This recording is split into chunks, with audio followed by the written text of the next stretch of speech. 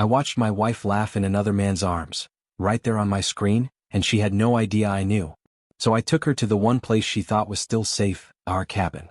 I sat there, completely still, my fingers trembling over the keyboard as I watched the video play on my laptop.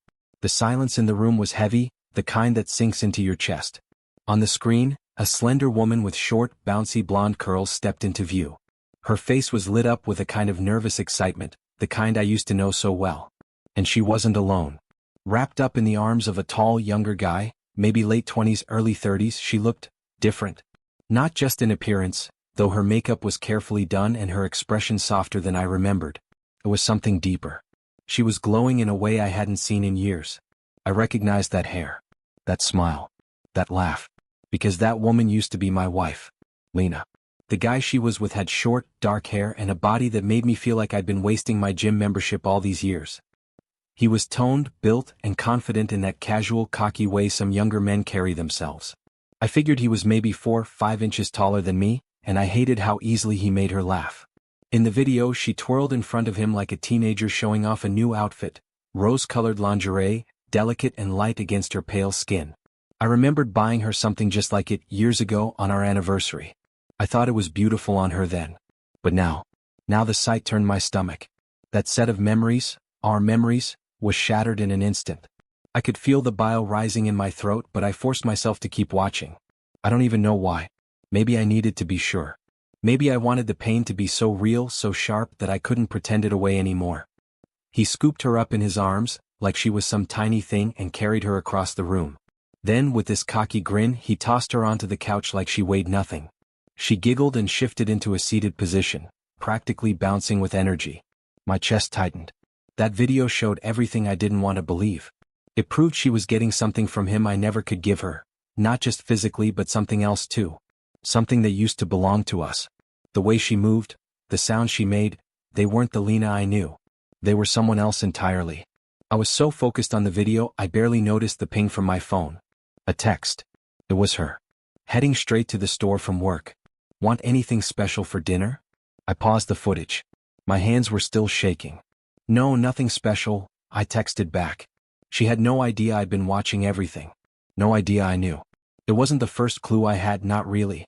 A few months back, after a business trip to Fairview, just 2 hours from home, I decided on a whim to take a different route back. Usually I flew in and out, but that time I drove. Said it was easier, quicker. Truth was, something had been gnawing at me and I couldn't ignore it anymore. On the way back, I turned off the highway and made the long drive out to the old cabin Lena and I owned. It was our little escape spot, tucked away up in the hills about 45 minutes off the main road, hidden behind thick trees and gravel paths. We hadn't been out there in a while and I just wanted to make sure it was still standing, I guess. Funny, I always figured only older couples like us or the occasional hunter would even want a place so far off the beaten path. We kept a spare key hidden under a specific stone in the garden. I brushed the dirt off, grabbed the key and let myself in. What I found inside? Well, I'll get to that next. I figured I'd just stop by, do a quick check to make sure the place hadn't fallen apart. It was old, but it had character. The kind of quiet place you go to when life gets too loud. After unlocking the front door and stepping inside, I ran through the usual routine, checked the water. The well still worked fine. Everything seemed normal. Too normal. But then I walked into the bathroom. That's when something felt off. The shower curtain. It wasn't pulled all the way to the side like it always was. Now, I know that sounds small, trivial even, but I remembered pushing it fully open the last time I was there. I always did that. Just a habit. Seeing it half closed? That sent a chill down my spine. I stood there for a minute just staring at it. Lena hadn't mentioned coming out here. She never said a word about needing the cabin. And she would have told me, wouldn't she? Unless she had a reason not to. I wanted to believe it was nothing. Maybe I was misremembering. Maybe I was overthinking. But I couldn't shake the feeling that someone had been there. The weird part? There were no signs of a break-in. No broken windows, no forced locks. The fireplace was clean. The counters were spotless. Nothing looked disturbed. And if someone had squatted there, you'd expect the place to be a wreck, right? But it wasn't. Everything looked placed. Like someone had been there and actually cleaned up after themselves. That bothered me more than if it had been a mess. I'd set up a trail cam a few months earlier, just a small, motion-activated recorder tucked discreetly in the bedroom. It pointed at the hall in just the right angle to catch a sliver of the bathroom when the door was open. I hadn't told Lena about it. Didn't see a reason to, at least not back then. After that day I started making weekly trips back to the cabin. I'd tell Lena I was running errands or that I had work stuff to deal with, nothing out of the ordinary. Funny thing is, she didn't even question it. She was gone more than I was anyway. Always out shopping or meeting friends, or at that fancy wellness center she joined last year. She'd really gotten into working out. Changed her diet. Lost some weight. Said she just wanted to feel better about herself. And I believed her. Until the first time I watched one of those videos. I sat alone in that dusty little room, staring at my laptop screen while my stomach twisted in knots. There she was, Lena, laughing, flirting, running her hands all over that same guy I saw in the first video. He carried her like she weighed nothing and tossed her down onto the sofa like it was some romantic comedy moment. And then, it happened. I didn't throw up, but I came close. My hands were shaking. My chest felt like it had been caved in. There she was, moving with a kind of energy I hadn't seen from her in years, doing things I didn't even know she remembered how to do. I just sat there numb. I didn't storm out. Didn't yell. Didn't break anything. I just sat. Eventually, I picked myself up and made sure to leave the place exactly how I found it. I didn't want Lena to know I'd been there. Not yet. I needed time to think. I had every reason to believe this wasn't the first time she used our cabin for that. Not the way she acted. Not the comfort between them. Even without sound, the way she looked at him, the way he touched her, it didn't feel like a fling. Felt practiced. Familiar. Could it have been a mistake? A one-time lapse in judgment? I kept asking myself that, but deep down, I knew better. You don't make the same mistake 3 times with the same person. Because yes, there were 3 recordings. 3 separate weekends, same guy, same disgusting betrayal. And that's what gutted me the most. I didn't know what hurt more, the fact that she did it or the fact that I still loved her after watching her do it. I hated her in that moment. But love doesn't just switch off like a light. That's the part people don't tell you about betrayal. It doesn't kill your love. It twists it into something unrecognizable. And then the real question hit me. The one that still haunts me. If I leave her, how do I even begin to replace her? After I watched that first recording, the one that left no doubt, something inside me changed. But outwardly, I played it cool. I kept up appearances, smiled when I had to, nodded at the right times. To Lena I was still the same old husband, still dependable, still blind. But now I was watching her. Closely. I started paying attention to every little thing, what she wore, where she went, how she behaved when she came home. I made it a point to know her schedule better than she did. What used to be trust was now a kind of quiet surveillance. I tracked the hours she left work. I listened more carefully when she talked about her day. I paid attention to patterns I used to overlook. She'd always taken good care of herself, ate clean, stayed in shape. But over the last few months she'd stepped it up. Dropped a few pounds. Leaner. More toned. Her body was changing, sculpted almost, and I told her how proud I was. I remember saying, "You've really stuck to it, Lena. You look incredible." I meant it too. What a fool I was. Now I suspected the gym wasn't just where she went to break a sweat. I was sure that's where she met him. That guy from the videos. Cut from marble, confident, clearly someone who lived for the gym. So I started digging. Didn't take long to find out the spa's name, look up their staff, and there he was, Oscar Pifford. 28 years old. Personal trainer. Smug-looking guy with that polished charm that makes women drop their guards. Or maybe more. I started showing up at the spa after work, parking across the street. Just sitting there, pretending to scroll through emails while I kept an eye on them. I'd get there before she did and wait. Sure enough, every time Lena pulled up, Oscar was already there. Smiling. Grinning like he'd won some kind of prize. He'd flirt openly, hand her a towel, walk her to the equipment, stand just a little too close. I watched him guide her through workouts, touching her back, brushing her arm. And afterward? He always walked her to her car. Real attentive. Real familiar. It was obvious. He was a player, no doubt. The kind of guy who probably had 5 other women on the hook. And Lena? She was just another name in the rotation. It made me sick. And it made me mad. Despite the betrayal, I managed to keep my bitterness tucked away where she couldn't see it. Barely. Every time I looked at her, I saw that video replaying in my mind, her straddling the sofa, laughing, moving like she was trying to impress a man who wasn't her husband. It was like a dagger every single time. There were moments when I thought I might lose it. But I didn't. I refused to.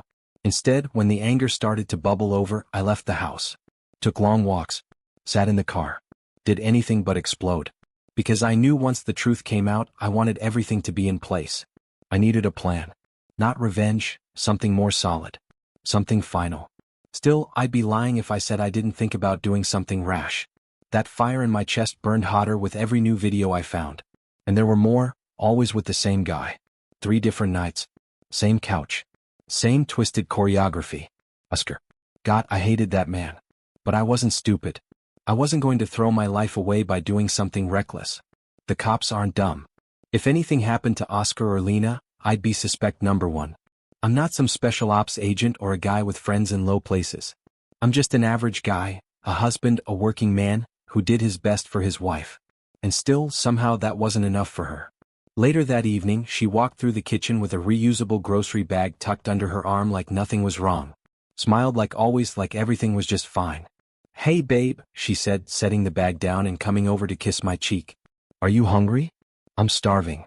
I grabbed some steaks, thought we could grill. I swallowed the lump in my throat and returned her smile.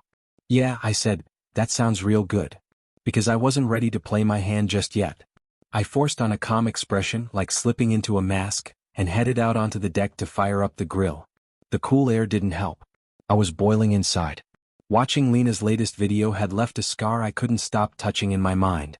But out here, standing over sizzling steaks, I had to act like nothing had changed. Except everything had.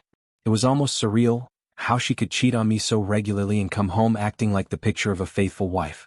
She laughed at my jokes, asked about my day, even touched my arm the way she used to. If I hadn't seen the videos, I might have believed we were closer than ever.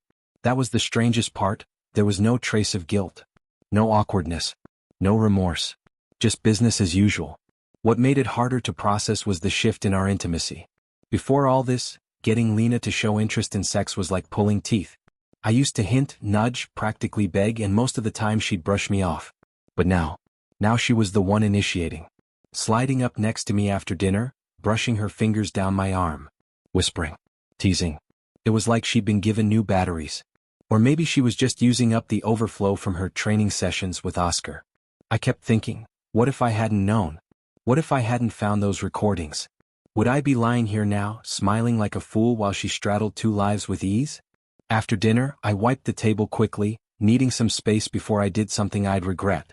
I headed for the living room, turned on the TV, and tried to lose myself in whatever was playing. Lena followed soon after, wine glass in hand, and sank down on the couch beside me.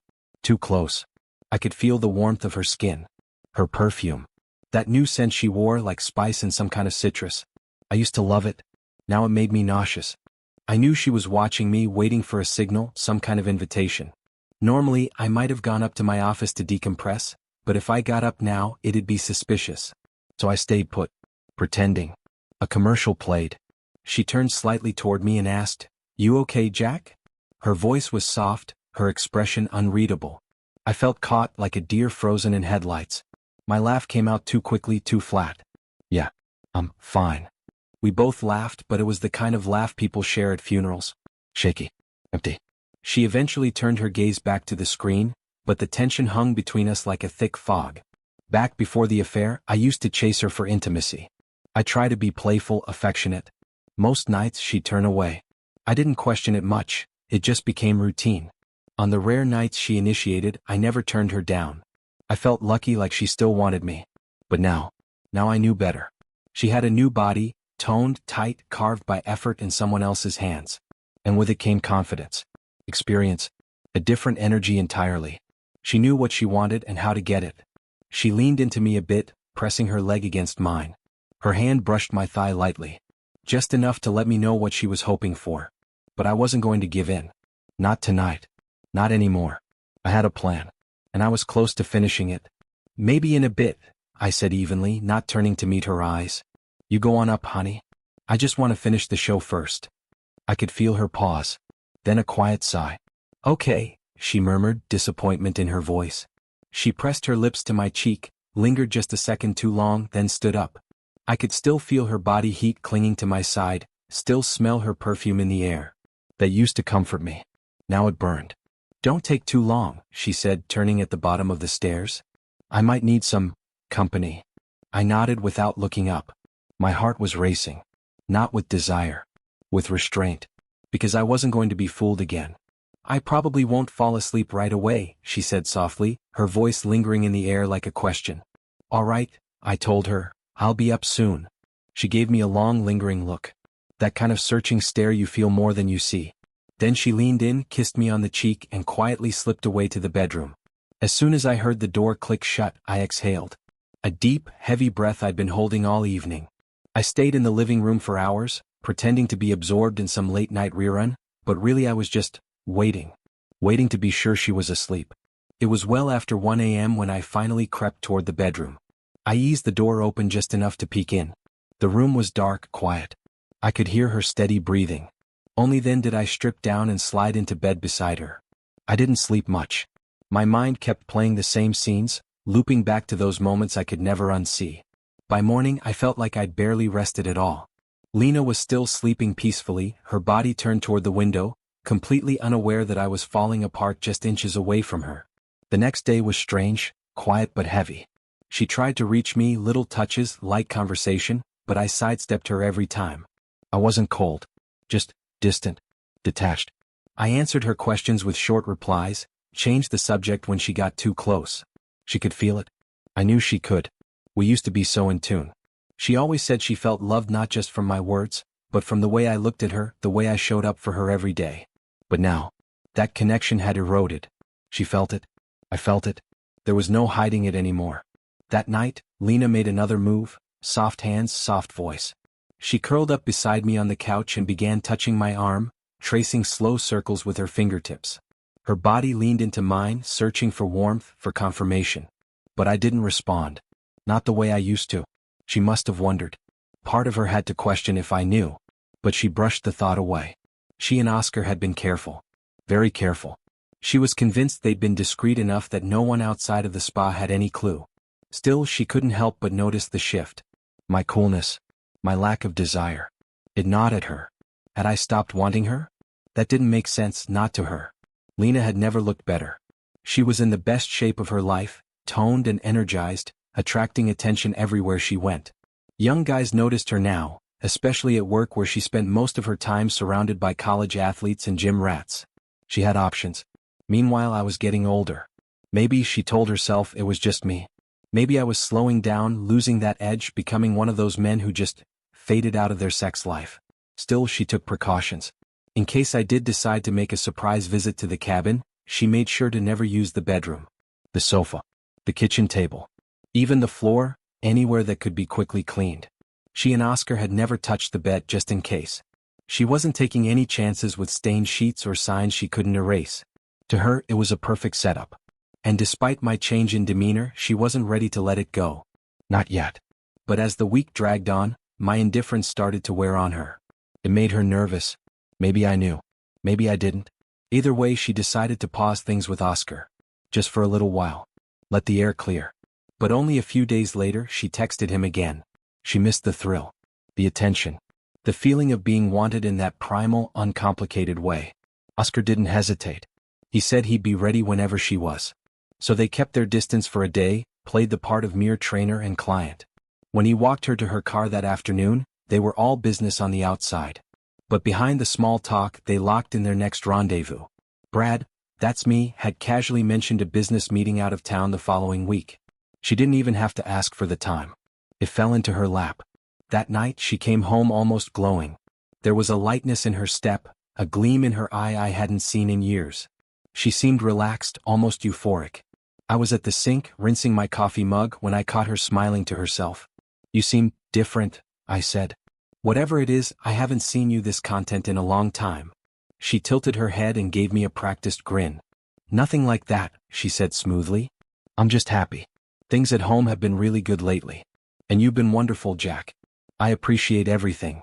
I smiled back. Said nothing. Because she didn't know it yet, but she was running out of time. "I've been thinking," Lena said that evening, her voice soft as she reached for her wine glass. "Life's not perfect. But honestly, I'm starting to realize how lucky we are. Things could be a whole lot worse." I gave her a nod and a smile. "That's a good way to see things. I wish more people thought like that." She seemed genuinely happy with my response, and for the first time in a while, Lena left work with a bounce in her step. She felt satisfied, confident. The thought of seeing Oscar in just a few days gave her an edge, a buzz she couldn't quite suppress. And lately I'd been more present, chatting with her over dinner, helping with chores, acting almost normal again. It was exactly what she wanted. Later that night, after we finished cleaning up the kitchen together, something we hadn't done side by side in months, we headed into the living room like we always did. It was a familiar rhythm. But this time, Lena had something different on her mind. She missed me. Or rather, missed the physical side of us. It had been weeks since we touched. And though she was still very much entangled with another man, there was a part of her that longed for the comfort of her husband again. I was in the kitchen rinsing out my glass when she disappeared into the bedroom. A few minutes later, she strutted back out with purpose. Her expression said everything. Her outfit left little to the imagination. She was putting on a show, and she was proud of it. She sauntered into the living room, draped herself across the sofa like a pin-up in motion, and waited. Flashing subtle signals, smiling that seductive grin she used to give me back when we were younger. She was confident I'd react. Why wouldn't I? After all, she looked stunning, sculpted, toned, practically glowing with sexual energy. But I didn't bite. I walked into the room, caught her in my peripheral vision, then sat down and stared at the TV as though nothing had changed. She waited a few moments, then leaned in closer, sipping her wine and gently pressing her body against mine. Her head rested on my shoulder. Her hand started tracing light patterns on my forearm. I stayed still. Not cold. Just unmovable. She couldn't understand it. Why wasn't I responding? I had to know what she was doing. She wasn't exactly subtle. Her heart was racing now, not with excitement but with growing frustration. She eventually grew tired, slouched back, and the second episode of whatever we were watching rolled on. I could feel her disappointment thick in the air. By the time she finally dozed off beside me, the seduction had collapsed completely. But I said nothing. Just watched the screen and waited. The next morning she padded into the kitchen wearing her robe, rubbing her eyes. I was already making coffee. Want some? I asked, glancing her way. Yeah, sure, she answered, her voice flat. What happened to you last night? I asked casually, a warm smile on my face. You fell asleep on me? She blinked. I did. Guess it was a long week. You looked so peaceful, I didn't want to wake you. You should have. I know, but, well, you know. I shrugged, letting the ambiguity hang there. Then I added, hey, I was thinking, why don't we take a break from everything? Just you and me. Let's go up to the cabin for the weekend. She looked surprised. The cabin? Yeah, I said with a grin. We've both been grinding away. We haven't had a weekend to ourselves in forever. Let's just clean up, throw a few things in a bag and head out. Start the weekend right. Lena hesitated for a beat.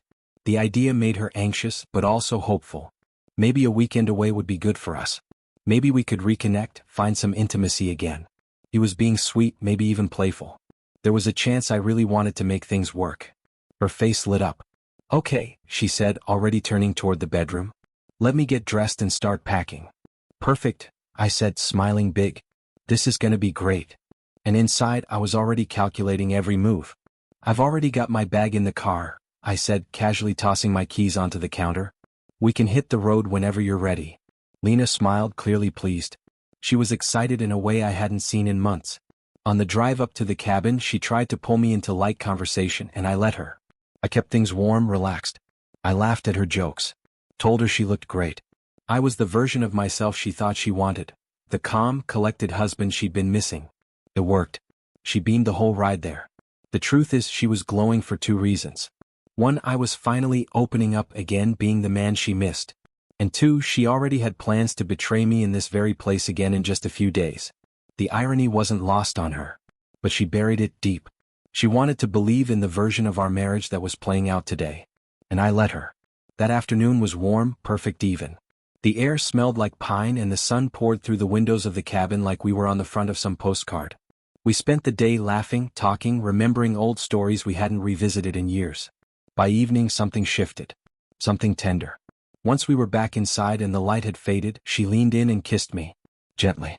I didn't pull away. I let it happen. And for a moment I saw her eyes soften the way they used to. When night fell, I turned on some old jazz from our wedding playlist and opened a bottle of wine. We sat by the fireplace, sipping and reminiscing. I told stories, some funny, some sweet, all of them true. And she laughed, really laughed, not the polite kind she'd been giving me for months.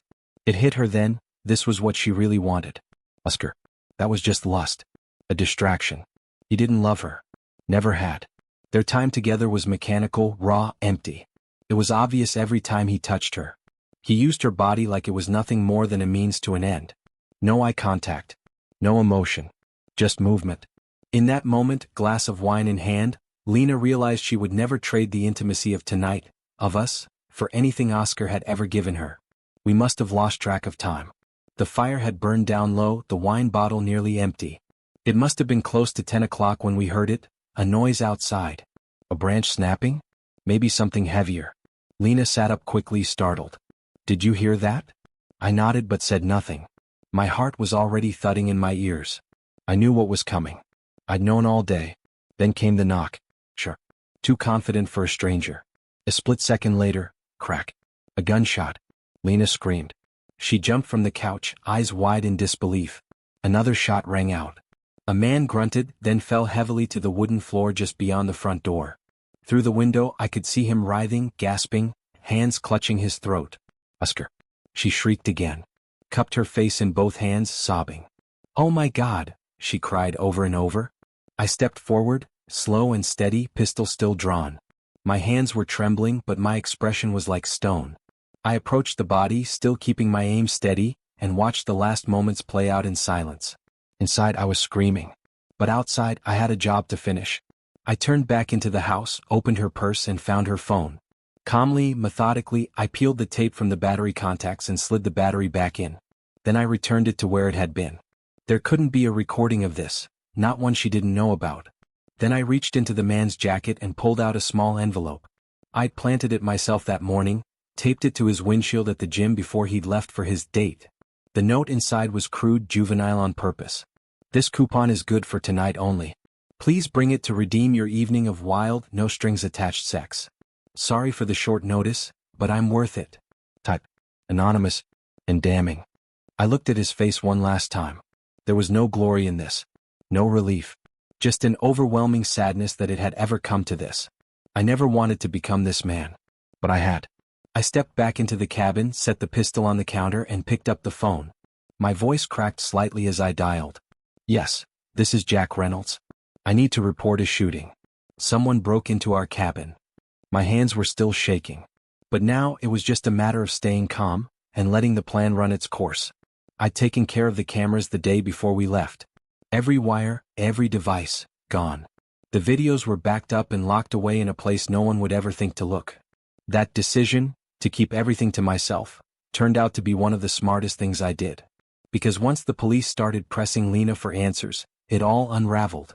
The investigation team combed through the cabin that night, top to bottom, not missing an inch. I kept my mouth shut. When they brought me to the station, I made one phone call, to a lawyer I'd worked with a few times over the years. He told me not to say another word until he arrived. And I didn't. Lena, though. She cracked. The guilt. The shock. The confusion over how it had all gone so wrong, it all came pouring out. Her grief was real, but her composure was gone. She wept and babbled through the entire interview. The officers used her emotional spiral to their advantage. And she gave them everything. The affair. The plans. How she never meant for it to get out of hand. I let her confess. Let her paint the picture of a woman who had thrown away her marriage for a few cheap thrills. I didn't need to speak. Not yet. Oscar was gone. And in the harshest way imaginable, I had taken back my dignity, though it came at a price I'll carry with me for the rest of my life. Come Monday, I returned to work like nothing had happened. Meanwhile, Lena was left to sit in the ruins of the life she'd helped destroy. When I got home that evening, one of our neighbors, Sandra from across the street, was sitting with her. Probably to make sure she didn't fall apart completely. At dinner I finally brought it up. The affair. I didn't raise my voice. I didn't throw anything. I didn't even cry. Lena, on the other hand, fell to pieces. She sobbed through the entire conversation. Gave all the expected lines. It didn't mean anything. I never stopped loving you. It was just sex. Please, Jack, forgive me. I'll do whatever it takes to fix this. I let her speak. I didn't interrupt. But I knew there was nothing left to fix. That weekend, I packed a single bag and walked out the door for good. I never went back. The authorities never pressed charges. Maybe because there wasn't enough proof. Maybe because they didn't want to deal with a grieving woman and a half-collapsed marriage turned crime scene. But the suspicion lingered. Quietly. Constantly. Investigators talked to friends, colleagues, people I hadn't spoken to in years. Word got around. And even though I wasn't behind bars, the cloud that followed me made everything harder. My reputation took a hit. No one wants their money handled by someone being quietly investigated for homicide. So I left the firm. It wasn't easy, but I landed on my feet, found another job, smaller company. Less prestige maybe, but it paid the bills and more importantly it gave me something to focus on. We sold the house, sold the cabin, split the proceeds down the middle. It was clean, simple, final. After that I let myself live a little. I didn't dive headfirst into anything serious, but I went out, met people, laughed again, talked to women who smiled at me without secrets behind their eyes. At 55 I wasn't dead, not even close. I had experience, a good career, and a better sense of myself than I'd ever had in my younger years. And to my surprise, I still turned a few heads. In the months following the divorce, I found that I wasn't as lonely as I thought I'd be. There was something freeing about the silence. No pretending, no lies. Lena, from what I heard, didn't bounce back the same way. What started as shock slowly sank into depression. She kept mostly to herself. Stopped going to the spa. Stopped smiling altogether. She faded quietly the way people do when they realize the damage they've done can't be undone. As for me, I moved forward. Not without scars. Not without memories that will always sting. But forward all the same. And sometimes, that's the most anyone can ask for.